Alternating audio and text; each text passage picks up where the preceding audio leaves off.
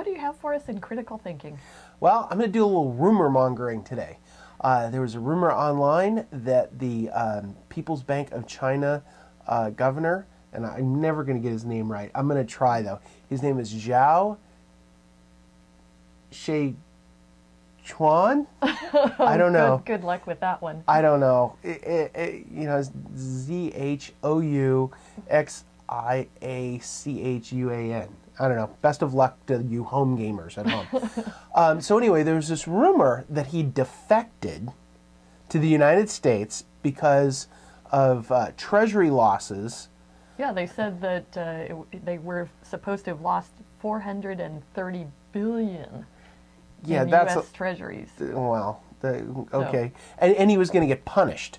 There was this punishment thing in there, like the government's going to, I don't know, take him outside and beat him or something. I don't know what they were really thinking here. Something.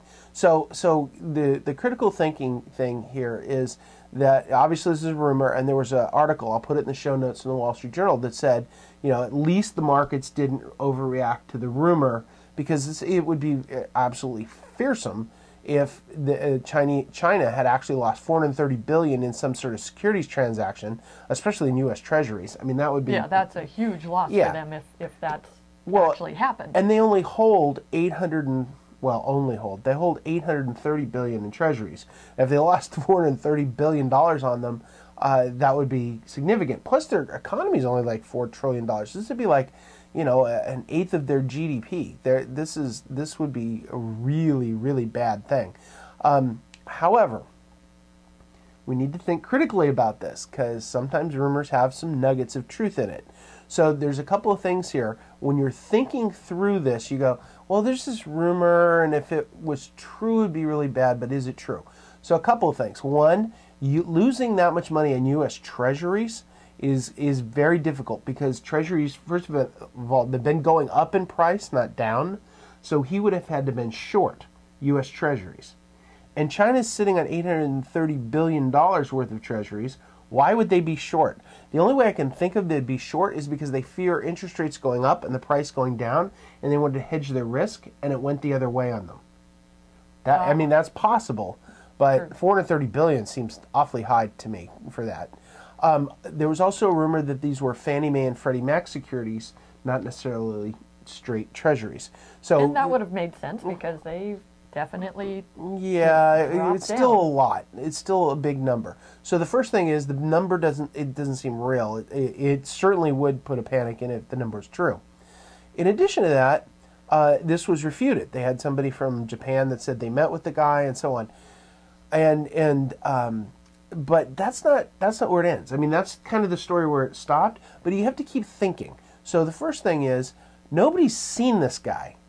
Nobody's seen him. Nobody, if you said that Ben Bernanke was missing, the easiest thing for him to do is get on TV and show up and give a press say, conference. hi, and, I'm not missing, you morons. I'm right here. And there's no $430 billion. This is stupid. Forget it. And everybody would dismiss it. This is 3 days later. This is 3 days ago this happened. We still haven't seen him. He still hasn't made a quote in the press. And in China, they've shut off the searches for him. Well, they say they have. I don't know. I'm not in China. I can't say. Apparently, there's a block on anyone researching his name or under the People's Bank of China and losses. Yeah, and I don't... So it's like, well, if the rumor wasn't true, why would they why wouldn't you just... Yeah, why wouldn't you just put the guy on TV and end it? So that's you have to keep thinking about these things, because there might be a negative truth in here somewhere. So the first thing is the losses seem they seem not only huge but unusual. Doesn't make sense that they would have lost that money.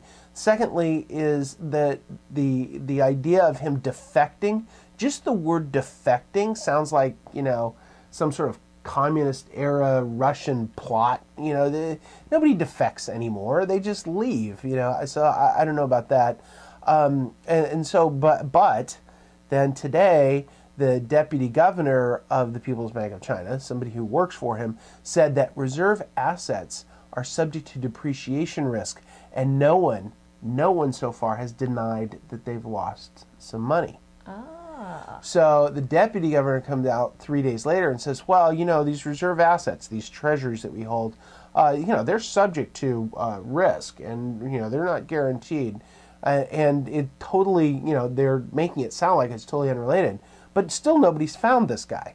So, you know, he hasn't showed up in any reports. So, you know, when you're thinking about these things, I mean, I probably think it's nothing, but actually it's probably 80-20, it's nothing. But there's 20% of it, like, I can't explain. So it's kind of still hanging out there in my head.